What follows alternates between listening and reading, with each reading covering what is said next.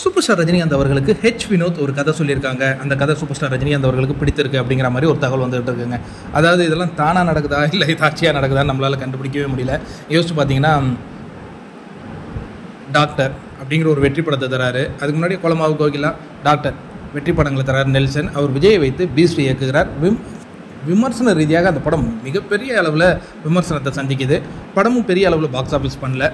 நெல்சனுடைய திரையுலக வாழ்க்கையே கேள்விக்குறியாகும் பொழுது சூப்பர் ஸ்டார் ரஜினிகாந்த் அவர்களை வைத்து ஜெயிலரை இயக்குகிறார். அந்த படம் மிகப்பெரிய பிளாக் பஸ்டராக அமையுதுங்க. அதற்கு அடுத்ததாக பார்த்தீங்கன்னா, லோகேஷ் கனகராஜ் அவர் மாநகரம், கைதி, இந்த மாதிரி அற்புதமான படங்களை படைக்கின்றார். இது மாஸ்டர் கோவிடுக்கு அப்புறம் வந்துச்சு. அதுக்கு பிறகு பார்த்தீங்கன்னா, பெரிய எதிர்பார்ப்புடன் ரிலீஸ் ஆகிய லியோ திரைப்படத்தினுடைய அந்த ஃப்ளாஷ்பேக் காட்சி மக்கள்கிட்ட கவனத்தை ஈர்க்காததுனால அந்த படமும் விமர்சன ரீதியாக மிகப்பெரிய அளவில் கிரிட்டிக்கை சந்திச்சுது. அந்த படமும் பெரிய அளவில் பிளாக் பஸ்டர் அடிக்கலை. இவங்க நினைச்ச அளவுக்கு அது அடிக்கலை. லோகேஷ் கனகராஜ் அடுத்த சூப்பர் ஸ்டார் ரஜினிகாந்த் அவர்களை வைத்து கூலி டைரக்ட் பண்ணுற இந்த படத்தினுடைய பிஸ்னஸ் தான் இப்போ நீங்கள் பார்த்துட்டு இருக்கீங்க.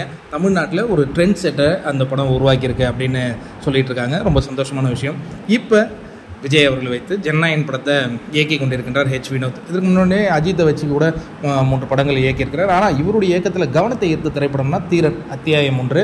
அதை விட மிகப்பெரிய விஷயம் இந்த நட்டி நடிப்பார்ல, அந்த படம் ரொம்ப அற்புதமாக பேசப்பட்ட ஒரு திரைப்படம். பார்க்குறதுக்கும் அவ்வளோ சூப்பராக இருக்கும். ஏன்னா அந்த ஏமாறுறவங்க இருக்கிறவரையும் ஏமாத்துறவங்க இருப்பான் அப்படிங்கிற மாதிரியான ஒரு கதைக்களம் தான். ரொம்ப அற்புதமாக பண்ணியிருப்பார். அதுதான் அவர் ரொம்ப அழகாக நம்மளுடைய கவனத்துக்கு கொண்டு வந்துச்சு. இப்போ கடைசியாக ஜனநாயகனை இயக்கிட்டு இருக்காரு. அது என்ன ஆகுமோ நமக்கு தெரியல. சூப்பர் ஸ்டார் ரஜினிகாந்த் அவர்களுக்கு கதை சொல்லியிருக்காருங்க. சூப்பர் ஸ்டாருக்கும் பிடிச்சிருக்குங்கிறாங்க. மீண்டும் இந்த காம்பினேஷன் அமையுமா அப்படிங்கிறத பொறுத்திருந்து பார்ப்போம். உங்களுக்கு இந்த காம்பினேஷன் வேணும்னு நினைக்கிறீங்களா? வேணுங்கிறவங்க கமெண்ட்டில் சொல்லுங்கள்.